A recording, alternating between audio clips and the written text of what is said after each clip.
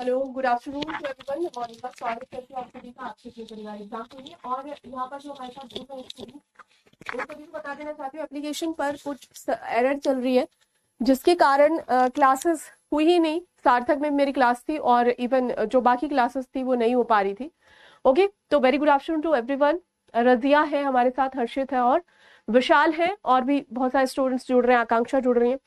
और यहाँ पर देख लेते हैं कि हम आज क्या क्या अपनी इन चीजों में करने वाले हैं। हम लोग करेंगे मैला आंचल की आंचलिकता। सबसे पहली बात तो ये जो हमारा उपन्यास है यानी कि मैला आंचल, मैला आंचल एक ऐसा उपन्यास है जिसके हीरो यानी नायक के रूप में कौन है आप सभी को पता होगा।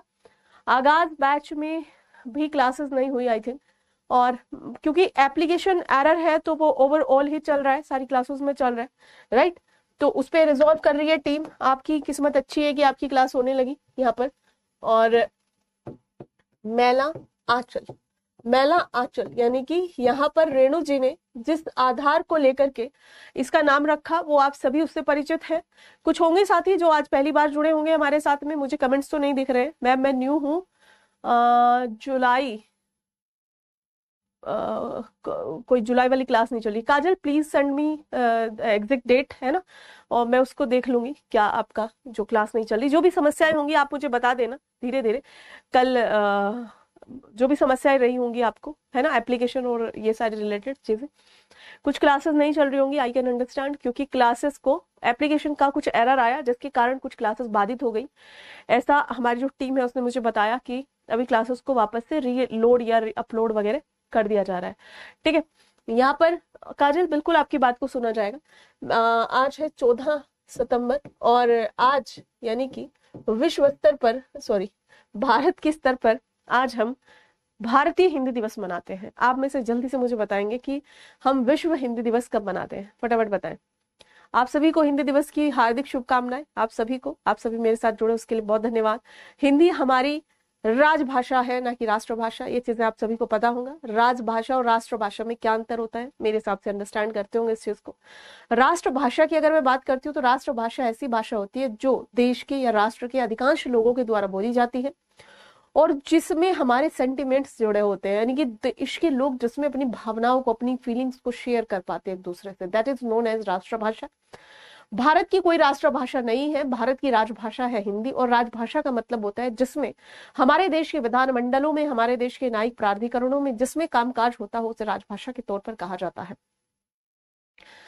तो यहाँ पर आप लोग 10 जनवरी को विश्व हिंदी दिवस के रूप में मनाते हैं ताकि, अच्छा काजल का बर्थडे, हैप्पी बर्थडे, जन्मदिन की हार्दिक शुभकामनाएं। बहुत अच्छे दिन आपका जन्मदिन होता है, बहुत बहुत बधाई इसके लिए। हमारे आशीर्वाद, हमारे और पूरी क्लास के, पूरे एग्जामपुर के आशीर्वाद, शुभकामनाएं, शुभाशीष आपके साथ है। आप अपने जीवन में निरंतर आगे बढ़ो, निरंतर जो है पथ पर चलते रहो और चलते चलते अपनी मंजिल को पा जाओ। और समाज के लोगों को जो आपके साथ है या साथ नहीं भी है उन सभी को भी मत भूलो, उनके लिए भी कुछ ना कुछ योगदान जरूर करते रहो। ठीक है, यहाँ पर हमारा 10 जनवरी को विश्व हिंदी दिवस मनाया जाता है। विश्व के कई ऐसे देश हैं जहां पर एक मेजोरिटी ऑफ पॉपुलेशन यानी कि अधिकांश जनसंख्या जहां पर हिंदी को अपनी मातृभाषा या फिर राजभाषा, या फिर जैसे फिजी एक देश है, फिजी में भी राजभाषा इसे बनाया गया है। और साथ ही साथ बहुत सारे ऐसे देश है जहां पर बहुत सारे ऐसे संस्थान खुले हुए, इंस्टीट्यूशन, जैसे हम अमेरिकन इंस्टीट्यूट में जाते हैं अंग्रेजी सीखने, ब्रिटिश इंग्लिश सीखने जाते हैं, वैसे ही भारत की जो हिंदी भाषा है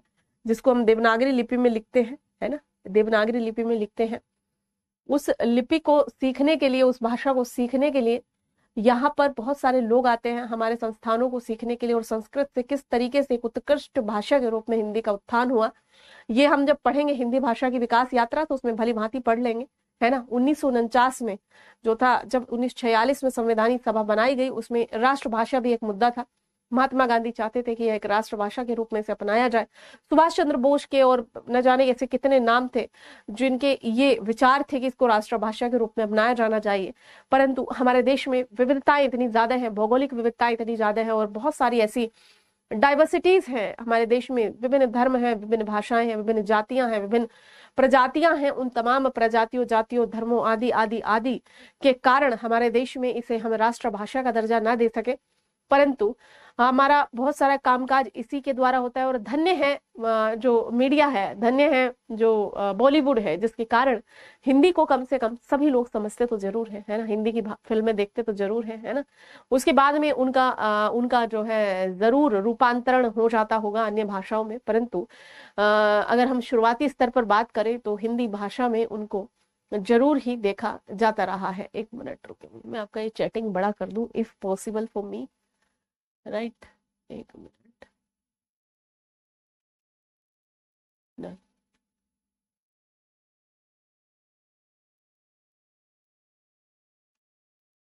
वन सेकेंड।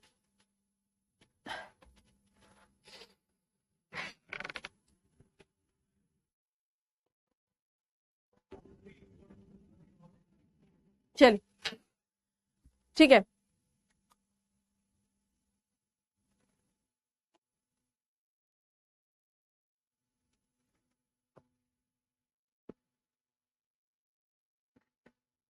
ठीक है, नहीं दिख रहा है अभी मुझे कोई बाहर, है ना।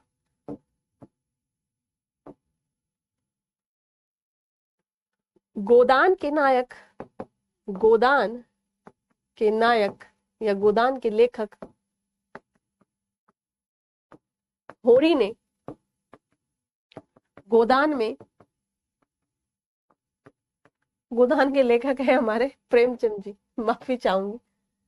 गोदान के लेखक प्रेमचंद जी ने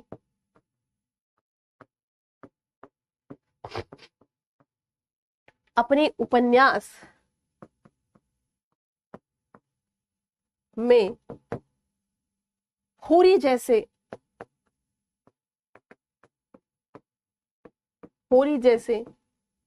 नायक को लाकर के, होरी जैसे नायक से मेरा क्या मतलब है, होरी का मुंह पिचका हुआ था, होरी सांवला था, होरी में कोई ऐसी चीज नहीं थी जो एक हीरो एक नायक में होनी चाहिए। होरी गरीब था, होरी अपनी पत्नी से डरता था, होरी बड़ा शरीफ था बेचारा, मुंह पिचका, आंखें छोटी, सांवला रंग। और होरी क्या है, होरी नायक है। होरी क्या है, होरी हीरो है। किसका, उस कालजयी रचना का, जो कालजयी रचना उत्तर भारत को प्रख्यात करती है, प्रसिद्ध करती है, प्रसिद्ध बनाती है। होरी जैसे नायक को प्रेमचंद ने गोदान में लाकर के क्रांति का आह्वान किया, और इससे भी बड़ी क्रांति का आह्वान कर दिया हमारे 256 कैरेक्टर्स ला करके मैला आंचल में किसी भी पात्र को हीरो ना बना करके, किसी भी पात्र को हीरो ना बनाकर हमारे फणीश्वरनाथ रेणु ने तो लिखे इसी चीज को कि गोदान के लेखक प्रेमचंद जी ने अपने उपन्यास में होरी जैसे पिचके मुंह, सांवला रंग, सामान्य कद काठी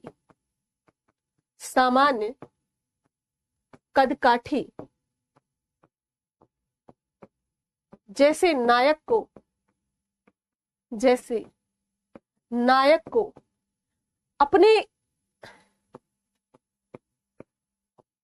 अपनी या कालजयी रचना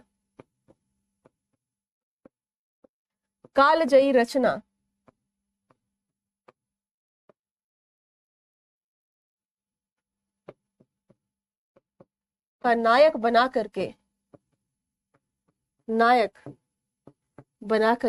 वास्तव में एक क्रांति लाई, वास्तव में एक क्रांति का आह्वान किया।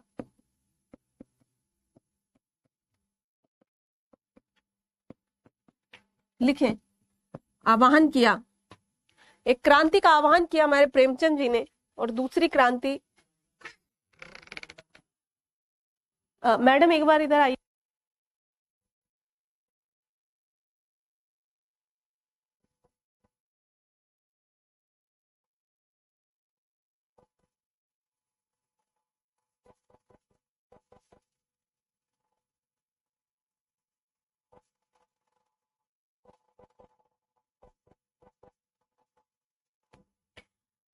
हाँ जी, नायक बनाकर वास्तव में क्रांति का आह्वान किया। और इससे भी बड़ी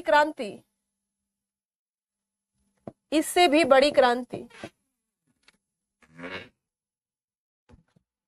इससे भी बड़ी क्रांति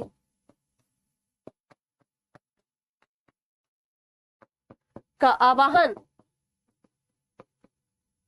256 पात्रों 256 पात्रों लिखे। लेखन का स्टाइल कुछ और हो सकता है, बात वही कही जाएगी जो कहने योग्य है। आप भी इसे कुछ और लिख सकते हैं, कुछ और शब्दों के द्वारा इसको परिलक्षित कर सकते हैं, पर बात वही होगी जो कही जाएगी। लिख ले, लिखे इसको। हाँ जी, बीच बीच में पढ़ते रहूंगी। मैम मुझे ईमेल आईडी बता दीजिए, मुझसे मिस हो गई है। ओके ठीक है। हर्षित रेफरेंस लिया है, कहाँ से, हेडिंग क्या रहेगी, किस में, गोदान कहाँ से आ गया, मैला आंचल में। अरे अरे अरे अरे, हिंदी साहित्य में जब भी पढ़ रहे हैं तो केवल याद रखेंगे इस चीज को, केवल हम मैला आंचल पढ़ रहे हैं तो मैला आंचल नहीं पढ़ेंगे। हम यहाँ रेफरेंस दे सकते हैं गोदान के होरी का, गोदान के गोबर का। जो बच्चे नए जुड़ेंगे हमारे साथ, घबराए ना, चिंता ना करें, आखिरी उपन्यास चल रहा है, ठीक है, घबराए ना आप बिल्कुल कतई भी। शुरू करेंगे शुरू से कहानी को, ठीक है, परंतु हम वहां पर रेफरेंस देंगे गोबर का, होरी का, साथ ही साथ महाभोज के विशेषर का, बीसू का, और फिर लेकर आएंगे कालीचरण पे बात को। हम कह रहे हैं कि गोदान में जिस तरीके से नायकत्व की जो अभिधारणा होती है, नायक कौन होता है, नायक वो होता है जो बलिष्ठ हो, खूबसूरत हो, सुंदर हो, एकदम चांद सा मुखड़ा हो, वही तो नायक होता है। होरी जी ने क्या, 1936 का उपन्यास है हमारा गोदान, और ये कब का है कोई बताएगा? 1936 का यहाँ पर उपन्यास है गोदान। और अगर मैं बात करूं मैला आंचल की तो ये कब का है? तो एक क्रांति उधर मुंशी प्रेमचंद लाए कि पिच के मुंह वाले आदमी को हीरो बना डाला, गरीब आदमी को, फटे हुए कपड़े पहनने वाले आदमी को। हीरो कैसा होता है? भले शुरू में फटे कपड़े पहने, बाद में तो एकदम हीरो बन जाता है। नहीं, राज सिंहासन पर बैठता है, बड़ी बड़ी गाड़ियों में चलता है, बड़े बड़े फोन रखता है, सब संपत्ति उसके पास होती है, बीवी इतनी खूबसूरत होती है कि पूछिए मत, बच्चे उच्चे सब एकदम सुख शांति से रहते हैं। यहाँ पर अलग ही है हिसाब, तड़प के मर गया बेचारा। दूसरी क्रांति, इससे भी बड़ी क्रांति का आह्वान 256 पात्रों, यानी कि 256 कैरेक्टर्स हैं आपके मैला आंचल में, 256 पात्रों को प्रतिनिधित्व देने वाले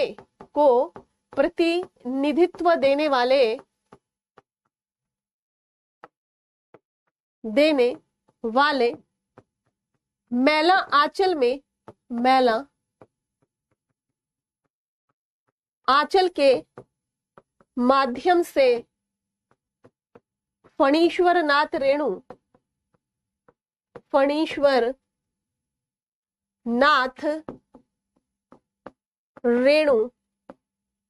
प्रतिनिधित्व देने वाले मैला आंचल के माध्यम से फणीश्वर नाथ रेणु ने की, जिसमें पात्रों की इतनी संख्या, भाई सेंटेंस देख लेना, बात को समझना, बस सेंटेंस देख लेना, इधर उधर हो गया होगा। जिसमें पात्रों की इतनी भारी संख्या होने के बावजूद भी,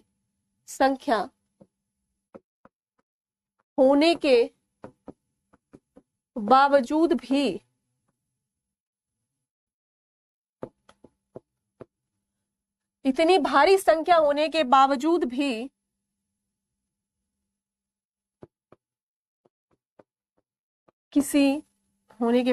भी अंचल, मेरीगंज के अंचल, मेरीगंज के अंचल को नायकत्व प्रदान कर दिया,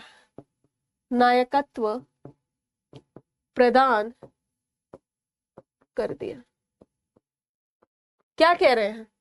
बात समझ आई क्या कहना चाहती हूँ? छोटे छोटे सेंटेंसेस में अपने अकॉर्डिंग भी लिख सकते हैं। मैं यहाँ पर कहना चाहती हूँ कि एक क्रांति का आह्वान किया गोदान के रचयिता, गोदान के लेखक प्रेमचंद ने। क्यों, कैसे किया? हीरो किसको बनाया? हीरो मान उनको नहीं बनाया राय साहब को, हीरा मिस्टर खन्ना नहीं बने। क्यों? क्योंकि वो एक बड़े जनमानस समूह का प्रतिनिधित्व नहीं कर पा रहे थे। हीरो बनाया हमारे होरी महाराज को। और यहां पर उससे भी बड़ी क्रांति ना डॉक्टर प्रशांत हीरो है, ना बावन दास हीरो है, ना कालीचरण हीरो है। हीरो कौन है? हीरो मेरीगंज का अंचल है। हीरो कौन है? हीरो मेरीगंज का क्षेत्र है। 1954 क्या बता रहे हो? 54, वेरी गुड, ठीक है जी। यहाँ पर ये हीरो है और इस हीरो के माध्यम से हमने देखा कि इस हीरो के माध्यम से लोगों की हीरोत्व की, यानी कि जो जो नायकत्व की संकल्पना होनी चाहिए, वह संकल्पना बदलते हुए हमें नजर आ रही है। वह क्या है? संकल्पना बदलते हुए हमें नजर आ रही है। ठीक है जी, लिख लिया।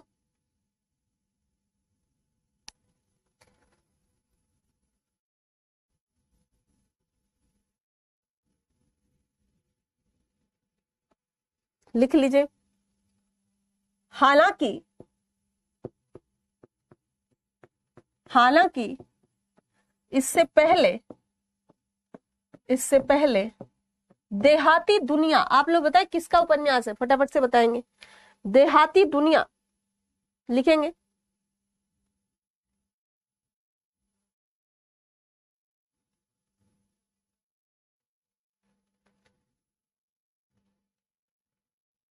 हालांकि इससे पहले देहाती दुनिया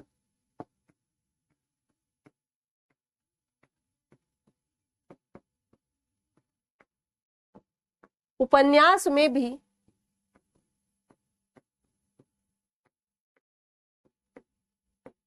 आंचलिकता की गंध को महसूस किया गया था, की गंध को महसूस किया गया,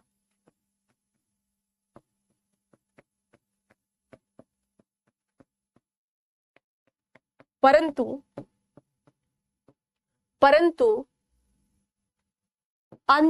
अंचल को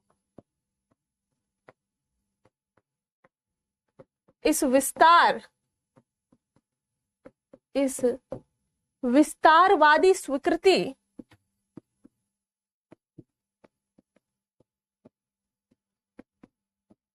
के साथ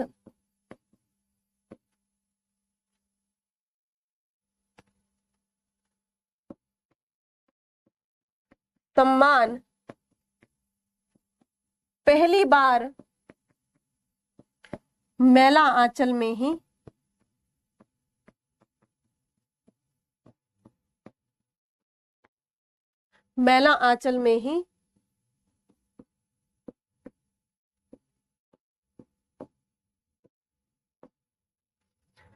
कह रहे कि हालांकि इसकी स्मेल, इसकी गंध, आंचलिकता की गंध हमें पहले भी दिखाई दी है। कुछ बच्चे, मैम प्लीज मुझे पहले से स्टार्ट करवा दीजिए, जो क्लास पहले से है वो भी शो करे, मुझे ऐसा करवा दीजिए। क्लास को एक भी नहीं चल रही है। लास्ट टाइम आपसे बात हुई थी तो आप कह रहे थे इस बैच में फरवरी से चालू है, मुझे क्लास नहीं मिल रही है। अरे अरे अरे, रुको अभी आपकी बात पे आती हूँ मैं। देखो यहाँ पर ये चीज समझ में आई। मैंने कहा कि हालांकि इससे पहले देहाती दुनिया एक उपन्यास है जिसमें आंचलिकता की गंध को महसूस किया गया, पर आंचलिकता की गंध हमें कहां पर दिखाई दी? आंचलिकता की हमें गंध कंप्लीटली मैला आंचल में दिखाई देती है। यहाँ पर कुछ साथी हमारे साथ में न्यू होंगे, ठीक है, कुछ न्यू बच्चे हमारे साथ में जुड़ रहे होंगे, है ना। तो उन सबसे पहले तो यहाँ पर मैं अपना ईमेल आईडी लिख दे रही हूँ। मोनिका, MONIKA, मोनिका, डॉट है ये, डॉट एग्जामपुर, कहीं पर भी स्पेस नहीं है, exampur@gmail.com। पूजा जी आप इसे देख लीजिएगा यहाँ से, पहली बात। दूसरी बात, यहाँ पर 2-3 प्रकार के बच्चे पाए जाएंगे अभी कुछ दिन में। कुछ ऐसे स्टूडेंट्स हैं जो काफी समय से हमारे साथ जुड़े हैं, कुछ दूसरे, कुछ तीसरे, कुछ चौथे, इस प्रकार के। अभी यहाँ पर जो हमारा ये एप्लीकेशन है, इस एप्लीकेशन में आपको कल भी क्लास नहीं हुई, आज भी 12 बजे वाली नहीं हुई। इस एरर के चलते यहाँ पर चीजें दिक्कत में आ रही हैं। ये एरर जैसे ही ठीक हो जाएगा तो आपको ऐप में जो क्लास शोइंग का जो इशू है, आपका क्लास शो नहीं हो रही है, वो क्लास शो शुरू हो जाएंगी होनी। यहाँ पर जो हमारे पास में न्यू स्टूडेंट्स हैं, न्यू स्टूडेंट से मैं ये कहना चाहूंगी कि आपकी क्लास में ये ना सोचे कि मैं तो मैला आंचल पढ़ रहा हूं तो मेरा तो पुराना पिछला छूट गया। कुछ क्लासेस आपको यहाँ पर रिकॉर्डेड मिलेंगी, पर मेरा कहने का मतलब यहाँ रिकॉर्डेड से ये नहीं है कि आप उन्हें देख के काम चलाओ, ठीक है। अगर आपको ये लगता है कि मुझे रिकॉर्डेड क्लास देखनी चाहिए कि मैं देखूं दिव्या में क्या हुआ, तो यू कैन सी दैट, आप देख सकते हो उनको। नहीं तो आपका ये बैच कुछ इस प्रकार से है, यानी कि अभी अगर हम यहाँ पर हैं तो घूम कर हम यहाँ से आए हैं और वापस हमें यहीं जाना है, ठीक है। It is known as a rotating batch. Optional में वस्तुतः ये होता है कि इसमें इसमें हम यहाँ पर, हाँ बिल्कुल, यहाँ पर 75% वाले कुछ बच्चे हैं। चलो कोई बात नहीं, जैसे जिसको जो जैसे करना है। तो यहाँ पर आप देख सकते हैं कि रोटेशन में जाएंगे हम, चिंता ना करें, है ना। ये आपकी ही सुविधा के लिए ये मेल है, आप इस पर हमें मेल करें। जल्दी ही हम एक जूम मीटिंग रखेंगे आप लोगों से, ताकि वहां पर और अच्छे से निखर कर सारी बातें सामने आ सके, ठीक है। अभी हम पढ़ रहे हैं मेला आंचल। क्या पढ़ रहे हैं? मेला आंचल।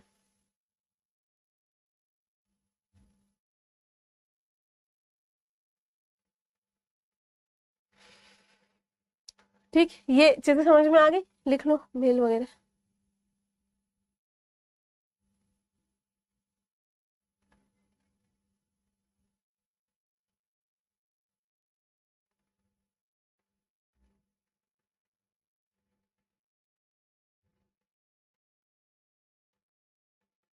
डन भाई। चलो नेक्स्ट, हमने क्या लिखा? पहली बार मेला आंचल में जो सम्मान मिला है वो सम्मान ही रिकॉर्डेड क्लास चल रही है। जिसकी नहीं चल रही उसको मैं कह रही हूँ वो चल जाएगी, एप्लीकेशन का इशू है, ठीक है। ओके,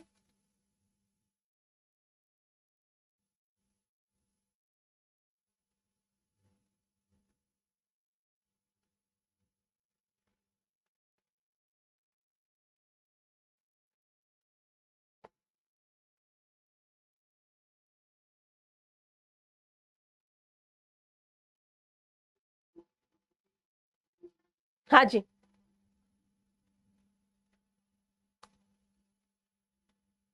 अब आगे बातें समझ में?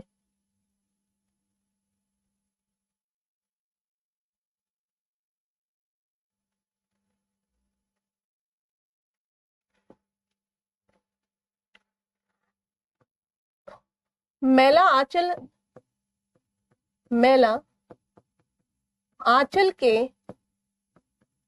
प्राक कथन में, प्राक कथन में रेणु बहुत ही सरल शब्दों में मेला आंचल के महत्व को समझा देते हैं।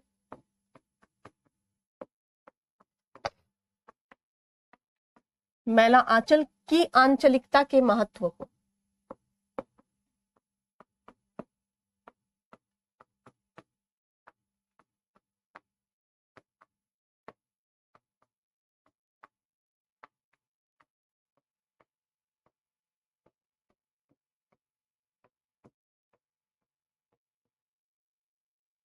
वे कहते हैं, क्या कहते हैं भाई?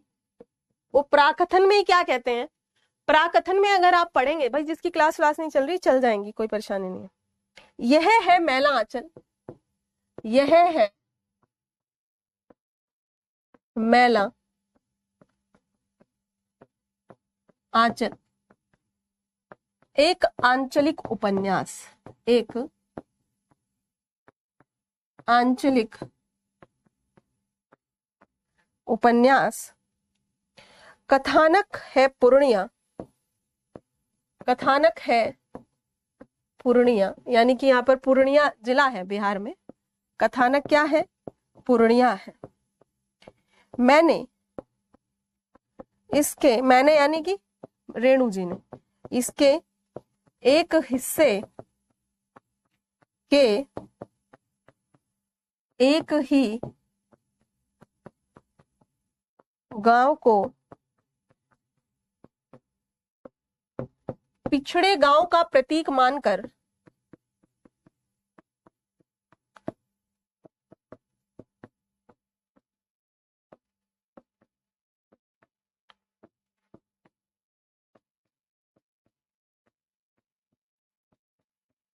इस उपन्यास की कथा का क्षेत्र बनाया है। यह है मैला आंचल, एक आंचलिक उपन्यास, यानी कि यह है हमारी फिल्म का हीरो, यही बता रहे हैं। यह है मैला आंचल, और मैला आंचल क्यों नाम रखा वो बताया है आपको। मैला और आंचल यानी कि दो चीजें हैं। आंचल क्या है? मैला है। मैला क्यों है? क्योंकि गरीबी है, अशिक्षा है, जनजागरूकता का अभाव है, रीति रिवाज है उन पर आडंबर है, मैला है, कोई तार्किकता नहीं है, कोई यहाँ पर जो है रैशनैलिटी नहीं है। ठीक है, ओके। यह है मैला आंचल, एक आंचलिक उपन्यास, यानी कि जो मेरा नायक है, जो मेरी हीरो है, ये क्या है? ये एक आंचलिक उपन्यास है। कथानक कहाँ का है? पूर्णिया का, यानी कि जिस पर बेस रखकर, देखो हीरो कौन होता है? हीरो वो होता है जिसके इर्द गिर्द पूरी रचना घूमते रहती है। तो हमारे इसमें भी पूरी इर्द गिर्द रचना घूम रही है। मैंने इसके एक हिस्से को, माने कि पूर्णिया का एक हिस्सा है मेरीगंज, उस मेरीगंज को मैंने ऐसा समझ करके उसको वर्णन किया है कि ये पूरा देश है, यानी कि ये एक पिछड़े गांव का सिंबल है। जिस तरीके से यहाँ पर लिख सकते हैं आप, क्षेत्र बनाया है, ठीक है, ये उसी प्रकार है, ये उसी प्रकार है जिस प्रकार गोदान में प्रेमचंद ने होरी के माध्यम से, जिस प्रकार से प्रेमचंद ने होरी के माध्यम से समस्त भारत के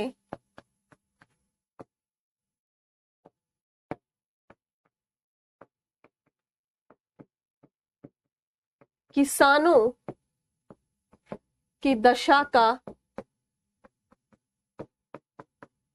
वर्णन किया है।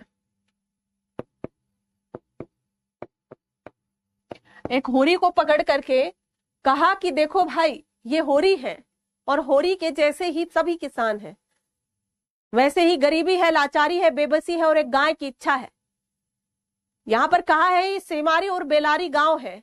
यह उस तरीके का गांव लगता है जिस तरीके का गांव उत्तर प्रदेश के किसी इलाके में, पश्चिमी उत्तर प्रदेश के किसी इलाके में होना चाहिए, ये बताया गया है। ठीक वैसे ही जैसे पूर्णिया के वहां पर कोई ऐसा मेरीगंज नाम का इन्होंने सिर्फ कल्पनाएं की है, ऐसा कोई गांव वहां पर दिखाई नहीं दे रहा है। अच्छा, आज बताएं हमें, हमारे साथ न्यू स्टूडेंट्स इतने, एक बार अपनी अटेंडेंस लगाएंगे, ठीक है, एक बार अपनी अटेंडेंस लगाएंगे। रिकॉर्डेड क्लास आज ही ना चल रही है, कल तक तो, हाँ बिल्कुल अनिल जी, बिल्कुल you are right, application error के कारण नहीं चल रही है, नहीं तो सब आ जाएंगे आपको, जो क्लासेस आपकी थी पुरानी नहीं है ना।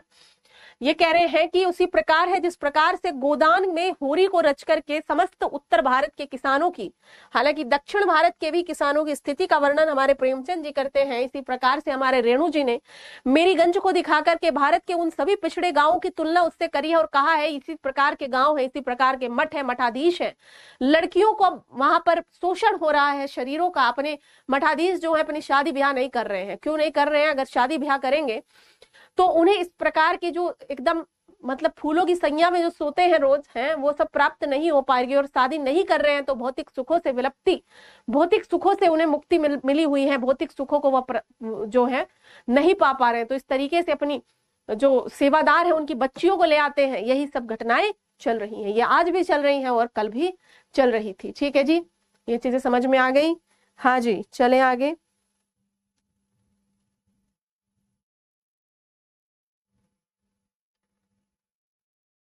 लिखे, अब देख लेते हैं यहाँ पर कि आंचलिक उपन्यासों में, जो आंचलिक उपन्यास होते हैं, आंचलिक उपन्यास तो नए बच्चे भी समझ गए होंगे क्या होते हैं। आंचलिक उपन्यासों का मतलब होता है कि जहां पर हीरो कोई व्यक्ति नहीं है, जहां पर हीरो एक व्यक्ति ना होकर के एक स्थान हो, एक क्षेत्र हो, एक एरिया हो। तो आंचलिक उपन्यासों की को लिखने के लिए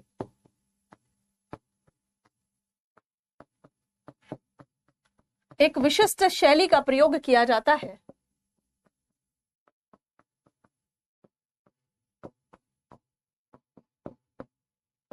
एक विशिष्ट शैली का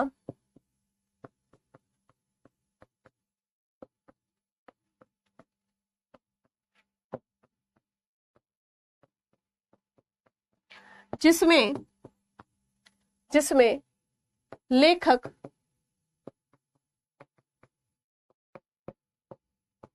किसी एक क्षेत्र का चयन करता है तथा उस पर अपनी किसी विचारधारा का रंग चढ़ाए बिना, अपनी किसी विचारधारा का रंग लिख ले। आंचलिक उपन्यासों को लिखने के लिए एक विशिष्ट प्रकार की शैली लगती है जिसमें लेखक अपने किसी भी इर्द गिर्द आसपास दूर पास कहीं का भी एक क्षेत्र सेलेक्ट करता है जिस क्षेत्र की कुछ विशेषताएं हैं, और वो ऐसा क्षेत्र होना चाहिए जो ज्यादातर लोगों का प्रतिनिधित्व करता हो। जैसे मेरीगंज एक पिछड़े गांव का एक अच्छा नमूना है, ठीक है। पिछड़ा मतलब पिछड़ापन क्यों है? क्योंकि रैशनैलिटी नहीं है, मूल्य नहीं है, तार्किकता नहीं है, मनुष्य केंद्र में नहीं है, ठीक है। कह रहे हैं कि इसमें एक ऐसे क्षेत्र का चयन किया जाता है और उस क्षेत्र पर जो भी उपन्यासकार, जो भी कहानीकार, जो भी रचनाकार है, वह अपनी किसी भी मानसिकता का, मान लिया कोई मार्क्सवादी रवैये से लिख रहा है, कोई जो है किसी भी ऐसे रवैये से, कोई समाजवादी सोच से लिख रहा है, उस पर उसका रंग चढ़ाए बिना तटस्थ तरीके से लेखन करता है। लिख ले, उस पर अपनी किसी भी विचारधारा का, लिखे इसमें,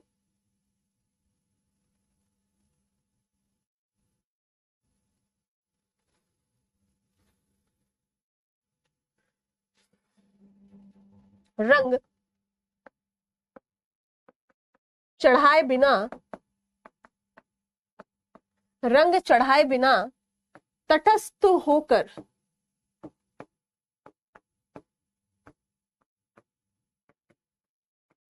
लेखन कार्य करता है।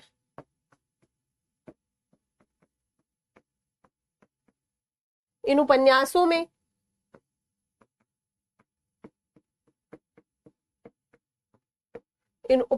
में खास बात यह है, इन उपन्यासों में खास बात यह है कि अंचल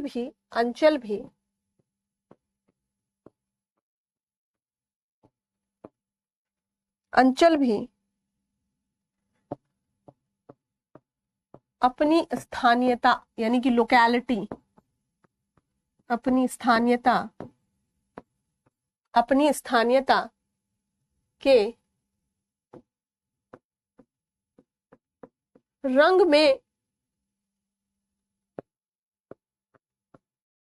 रंगे होकर, अपनी लोकैलिटी के रंग में रंगे होकर आगे बढ़ता है तथा कभी भी अपनी सीमाओं का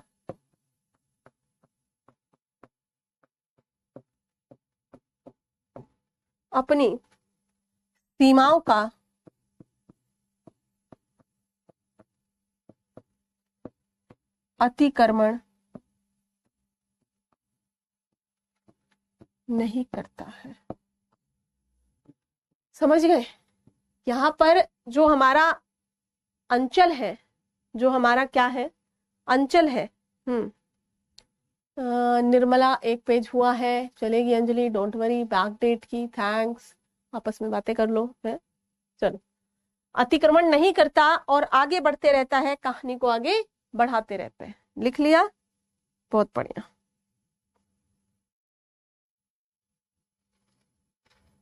लिखें इसमें,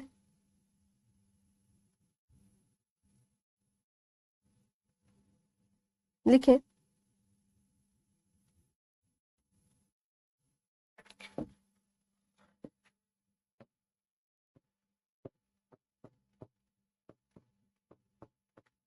आंचलिक उपन्यासों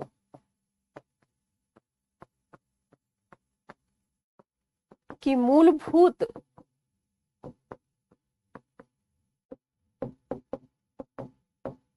विशेषता यह होती है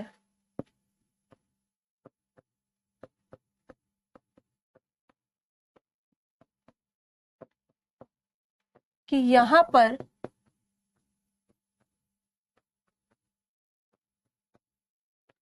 कोई भी पात्र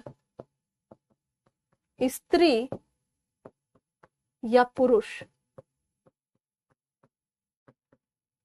नायक नहीं होते, हीरो नहीं होते, हीरोइन नहीं होते, वरन एक क्षेत्र को, एक अंचल को नायकत्व धारण करना होता है, धारण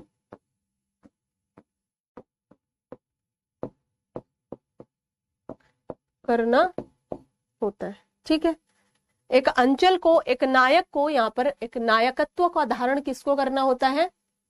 नायकत्व को धारण करना होता है। विक्रम ने आज 22 page, I am proud of you Vikram. ठीक है, 22 पेज पढ़ लिए हैं, बहुत बढ़िया।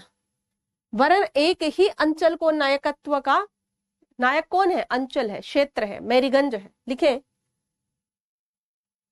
मैला आंचल उपन्यास में, मैला आंचल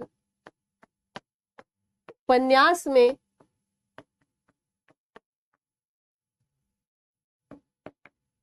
256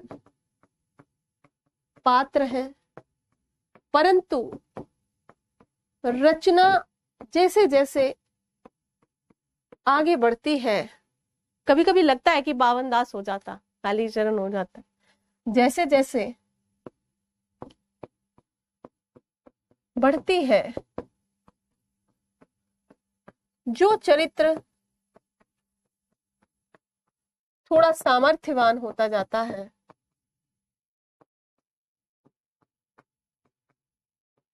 सामर्थ्यवान होता जाता है, वही बीच बीच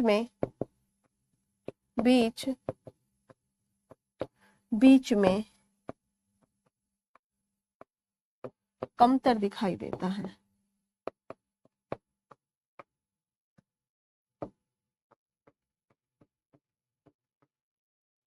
कालीचरण, डॉक्टर प्रशांत, 52 दास जैसे चरित्र,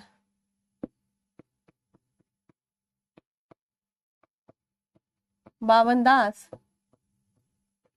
जैसे चरित्र वास्तव में लगते हैं, वास्तव में लगते हैं कि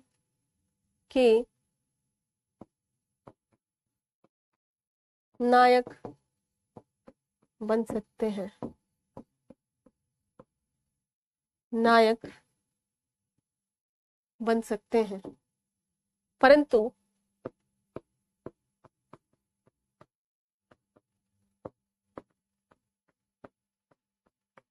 मेरीगंज के समक्ष, परंतु मेरीगंज के समक्ष इनकी, मेरीगंज के समक्ष इनकी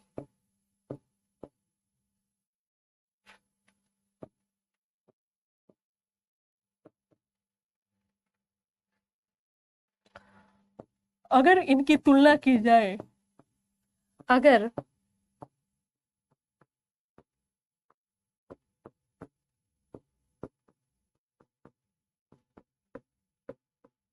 तुलना की जाए तो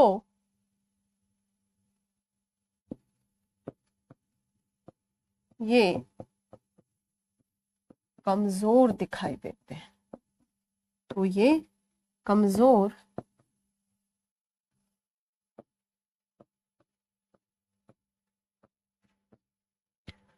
मेरीगंज के सामने अगर इनकी तुलना की जाए तो ये कमजोर है, ये ताकतवर नहीं है, ये उतने मजबूत उतने सशक्त नहीं है जितना मेरीगंज। ठीक है, चलिए डन।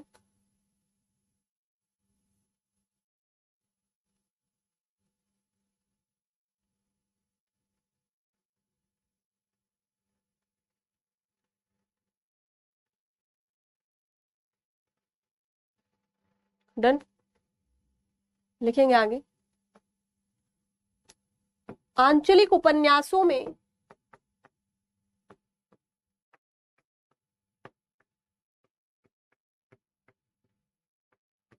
अंचल के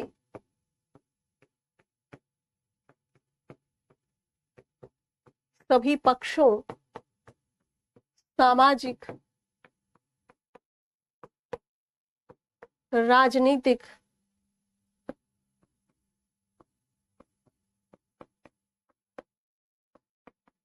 आर्थिक, सांस्कृतिक, सभी पक्षों सामाजिक, राजनीतिक, आर्थिक, सांस्कृतिक को मजबूत स्तर पर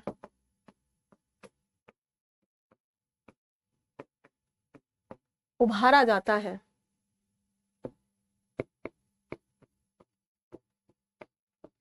ये पक्ष, ये सभी पक्ष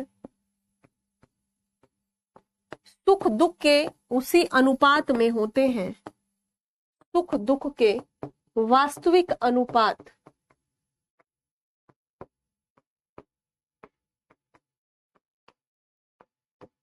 में होते हैं, जिससे पाठक यथार्थ यानी कि रियलिज्म, यथार्थ का अनुभव कर सके। रेणु ने मैला आंचल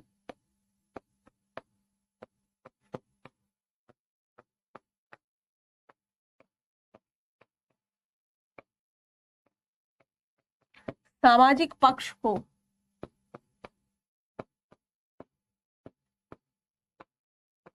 समझाते हुए जातिवाद, समाज में क्या है, जातिवाद है। विशाल क्या कह रहे हैं, भारत के लगभग गांवों का, हाँ बिल्कुल बिल्कुल बिल्कुल, भारत के लगभग पिछड़े गांवों का और जोड़ देना इसमें। ठीक है, पिछड़ेपन को भी हम यहाँ पर बताएंगे। रेणु ने मैला आंचल के सामाजिक पक्ष को समझाते हुए लिखें, जातिवाद,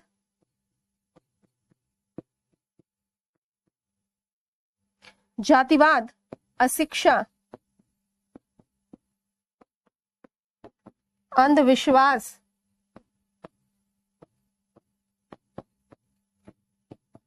धार्मिक भ्रष्टाचार, धार्मिक भ्रष्टाचार हो रहा है ना, वो वहां पे मठ में कर रहे हैं, भ्रष्टाचार, व्याभिचार आदि आदि लिख लिया। मैला आंचल के सामाजिक यानी सोशल एस्पेक्ट को दिखाते हुए रेणु बताते हैं कि कितनी धार्मिक पागलपन है, कितना भ्रष्टाचार है, मठों में क्या फैला हुआ है, लड़कियों को कैसे लेके जाते हैं, दिखाया कितना अंधविश्वास है। कहते हैं लड़की है, लड़की के जैसा मतलब बिना दवा दारू के ठीक हो जाएगी। कहा जाता है लड़की चुड़ैल बन गई, क्योंकि कई रिश्ते टूट गए हैं इसके, पागल हो चुकी है, अपशकुनी हो गई है लड़की। अशिक्षा है, अंधविश्वास है, ये क्या है, ये सब उसके सामाजिक पहलू हैं। अंधविश्वास, धार्मिक भ्रष्टाचार, व्याभिचार आदि को दिखाया है। मैला आंचल या आंचलिकता के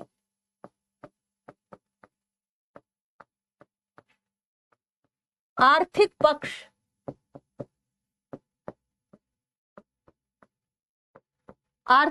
आंचलिकता के आर्थिक पक्ष का वर्णन करते हुए वर्णन करते हुए गरीबों, किसानों की गरीबी, किसानों की बदहाल गरीबी, बदहाली तथा गरीबी, जमींदारों के द्वारा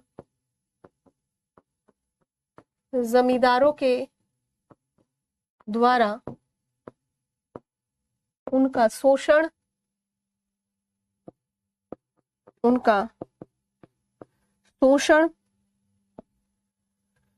दिखाया गया है।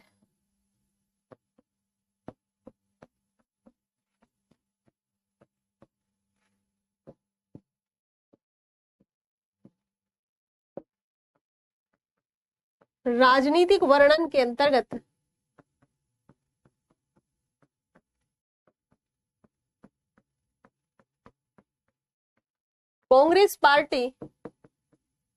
कांग्रेस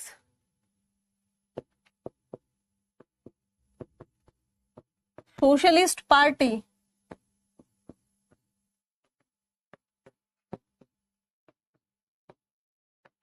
के आंतरिक चरित्रों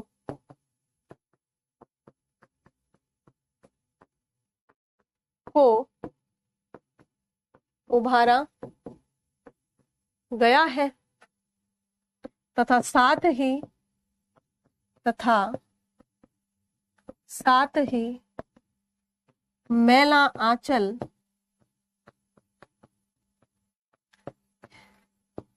के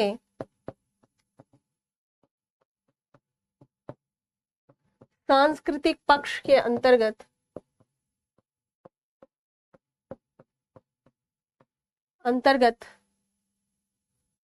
मेरीगंज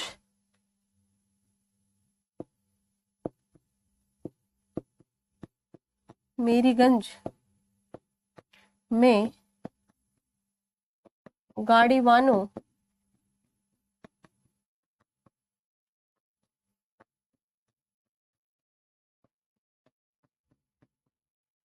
गाए गए भाऊजियों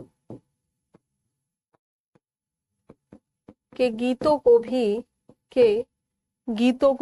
लिख लिया।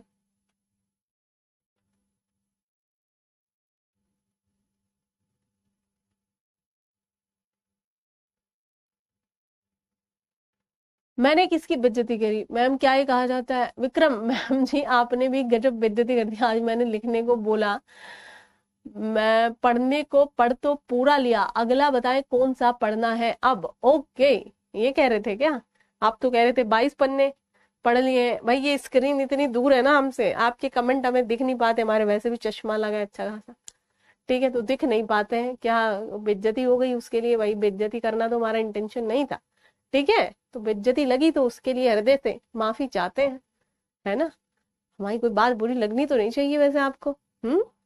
चलो, ये हो गया गाड़ीवानों के द्वारा गाए गए भौजियों के गीतों। अगला क्या पढ़ना है? अगला क्या पढ़ना पसंद करेंगे आप? हम इसके बाद में हिंदी साहित्य के इतिहास को शुरू करेंगे। खुश हैं सब? हिंदी साहित्य के इतिहास को शुरू करेंगे, ठीक है। रजिया किसका मतलब पूछ रही हैं? इतना तो दिखता ही नहीं है ना, इधर से उधर ही जाना पड़ेगा।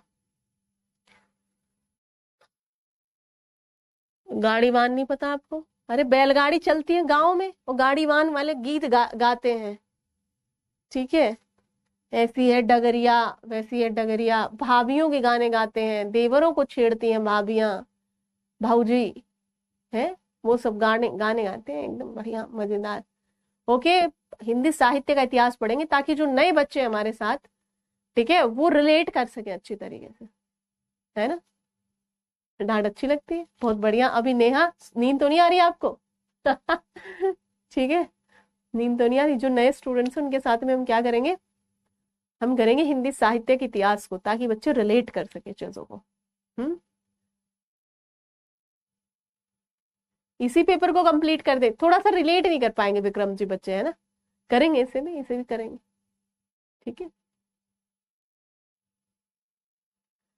थोड़ा सा अब रचनाएं पढ़ते पढ़ते ही हो गया ना, थोड़ा सा कहानी पढ़ी, फिर उपन्यास पढ़ डाले सारे, अब नाटक उठा लें तो फिर एक ही जैसा सा टेक्स्ट आ जाएगा, तो थोड़ा पढ़े पहले।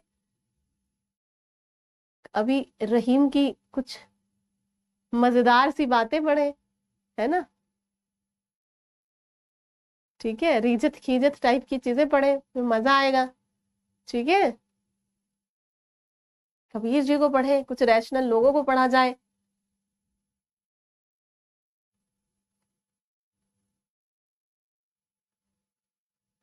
चलिए विक्रम, इस पे भी बात करते हैं, है ना, वो जूम मीटिंग लेंगे, वहां वोट लेंगे, अभी तो 2-3 क्लास इसी पे है।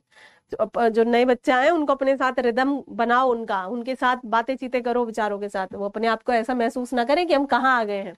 उन्हें परिवार की फीलिंग आनी चाहिए, they are the new member of our family, right.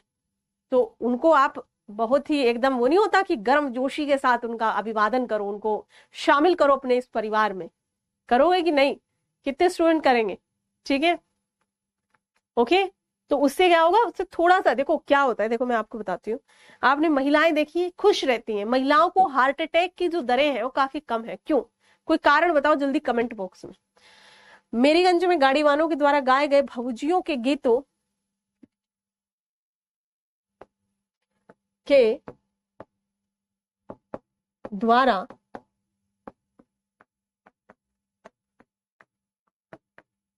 दिखाया जाता है, अतः कहा जा सकता है, अतः ये कहा जा सकता है कि मैला आंचल में, मैला आंचल में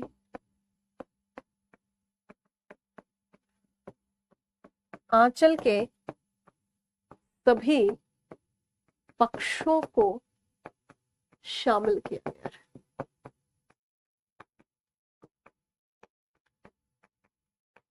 सवाल पूछा है मैंने कि महिलाओं को हार्ट अटैक कम आते,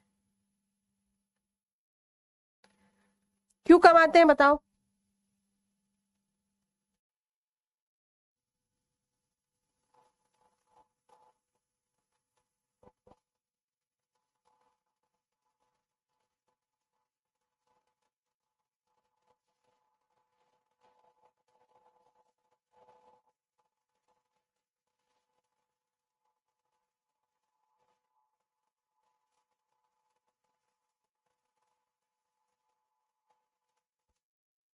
महिलाएं बातें ज्यादा करती हैं, रजिया एक्सेप्ट कर रही है इस चीज को कि महिलाएं बातें ज्यादा करती हैं, बहुत बढ़िया। और बताएं, और बताएं, और क्या है?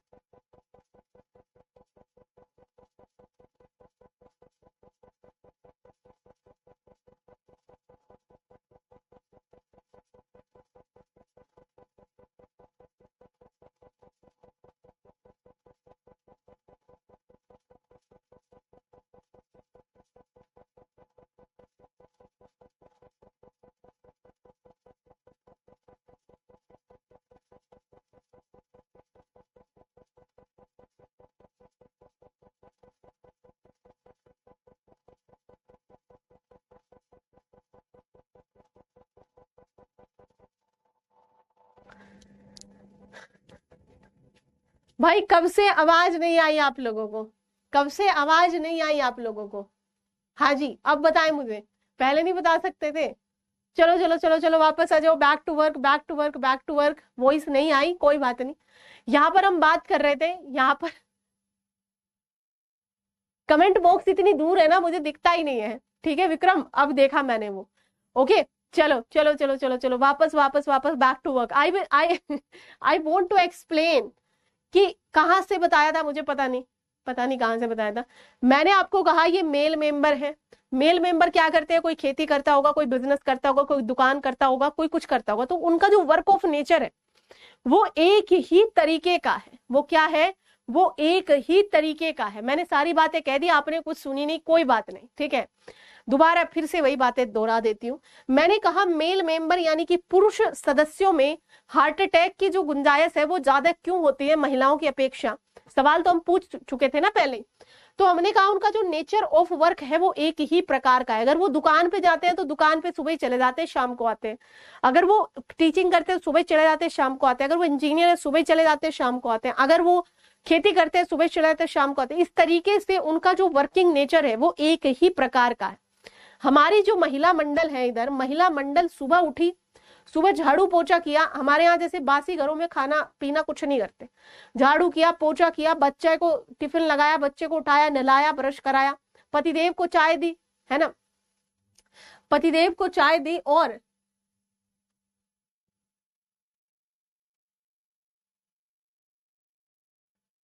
कह रहे कि खुद देख रहे, अरे दिखता ही नहीं है, इतनी दूर दिखता ही नहीं है मुझे। तो मैंने तो तब देखा जब तो आपने अपनी बातें कर रहे थे। मुझे लगा कि हाउ डेयर यू, है हिम्मत कैसे हुई तुम्हारी यहाँ बीच क्लास में अपनी बदखोरियां करने की।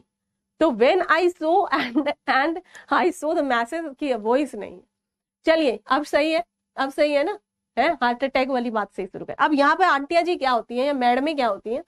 सुबह उठी, बच्चे को ये मतलब झाड़ू पोछा किया, घर में बच्चा उठाया, पति उठाया, खान सबको चाय दी, है ना।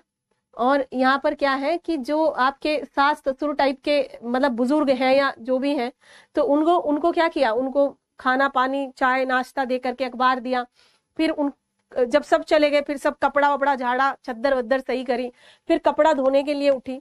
फिर हो सकता है अखबार भी पढ़ लिया वो बेचारी ने। फिर अपना चाय नाश्ता किया, फिर पानी वानी डाला पौधों में, फिर कपड़ा धुला, फिर क्या की, फिर पेंटिंग करी, है ना, यही बता रही थी मैं, सिलाई मशीन से सिलाई करी, पेंटिंग करी। फिर घर में और एक दो एक्स्ट्रा काम करा, फिर थोड़ी देर सो भी ली, है ना, रिलैक्स कर लिया। फिर दोपहर का खाना दादी दादाजी को दे दिया बच्चों के। फिर जो है बच्चे 4 बजे स्कूल से आ गए, फिर उनको ट्यूशन छोड़ने गए, फिर चाय का टाइम हो गया, फिर चाय बनाई। फिर जो है शाम को 8-9 बजे पतिदेव आ गए, फिर जो है फिर खाना पीना ये वो सब चीजें। तो यहाँ पर डाइवर्स ऑफ नेचर वर्क है, डाइवर्स ऑफ नेचर महिलाओं का वर्क होता है, ठीक है जी। तो इस करके यहाँ पर इंगेजमेंट ऑफ वर्क ज्यादा रहता है, उनके दिमाग को ज्यादा खाली स्थान नहीं मिल पाता। तो इसलिए और हर तरीके का काम होता है यहाँ पर। अगर आप एक ही काम हर दिन करते रहोगे तो आपका दिमाग क्या हो जाता है? मोनोटोनस हो जाता है। मोनोटोनस एक ऐसी अवस्था होती है जिसमें आपकी समझने सोचने की क्षमताएं थोड़ी सी ढीली हो जाती है। मैंने इस अवस्था को स्वयं महसूस किया है जब मैं 3-4 महीने तक अपने घर पे नहीं गई। और यहाँ पर जब आप पहली अटेम्प्ट देते हैं किसी स्टेट पीसीएस की और आपका मान ले प्रीलिम्स हो जाए, आपको पता भी नहीं चला 1.5 महीने की पढ़ाई करके कैसे प्रीलिम्स क्वालिफाई हो जाता है, तो आप भावुक हो जाते हो। वो मैं हुई, मैंने सोचा मेरा सिलेक्शन पहले अटेम्प्ट में पक्का है। तो आदमी अपने आप को काट सी लेता है और सिर्फ पढ़ाई पढ़ाई पढ़ाई और पढ़ाई इसी चीज पर निर्भर रहता है। फिर पता चले सच्चाई कुछ और ही थी। तो इसलिए इस मोनोटोनस अवस्था को तोड़ने के लिए हमने अभी गद्य का एक बड़ा पार्ट पढ़ा है। हमने यहाँ पर प्रेमचंद जी की कहानियां पढ़ ली गद्य में, हमने एक दुनिया समानांतर पढ़ ली और अभी हमने 4 महान उपन्यास पढ़ लिए। अभी मतलब 1-2 क्लास बची है। तो इसलिए आप मोनोटोनस होना चाहते हैं या फिर नेचर को चेंज करना चाहते हैं हिंदी साहित्य के विकास के साथ में, तो आप मुझे बताएंगे कि हिंदी साहित्य पढ़ना आपको या फिर आपको नाटक पढ़ने हैं यहाँ पर, ठीक है। तो चलिए खैर आज तो बहुत हम ये हो गए इधर उधर कमेंट। देखते हैं इसका क्या जुगाड़ हो सकता है, बड़ा कैसे हो सकता है, मुझे तो दिखाई नहीं देता इतनी दूर। हाँ ये जरूर हो सकता है, ये जरूर हो सकता है कि हम फोन में इसे ओपन करके यहाँ पास में रख सकते हैं। ठीक, चलिए तो कल मिलते हैं आपसे क्लास में। आज बताएं जहां पर दिक्कत आई हो आपको। जो नए साथी हमारे साथ जुड़े हैं वो नए वाले हमें मेल वेल करके हमारे से जुड़े रहें। और आपकी भी जिम्मेदारी बनती है कि आप भी अपने सभी फ्रेंड्स को जो नए जुड़ रहे हैं हमारे साथ, उनके साथ में मेल मिलाप करेंगे, मेल मिलाप पॉजिटिवली करेंगे। पॉजिटिवली का मतलब होता है कि उनके साथ में सदैव मिलजुल कर काम करेंगे। अगर उन्हें कोई चीज समझ में नहीं आ रही है, सिस्टम में ढलने में उन्हें दिक्कत हो रही है, तो आपकी मोरल रिस्पॉन्सिबिलिटी बनती है, तभी आप एक अच्छे अधिकारी के तौर पर आ सकते हैं सामने, ठीक है। तो आपकी मोरल रिस्पॉन्सिबिलिटी बनती है कि आप सभी उनको निखार के आगे की तरफ चले, ठीक। चलें जी, ठीक है भाई।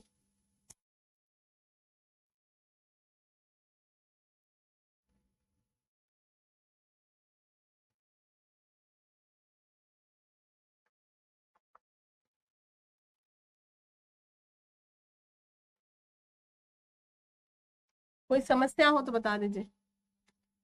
चलिए, धन्यवाद, थैंक यू सो मच।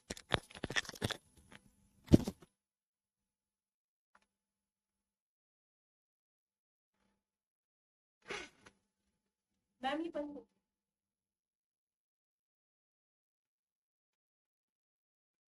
17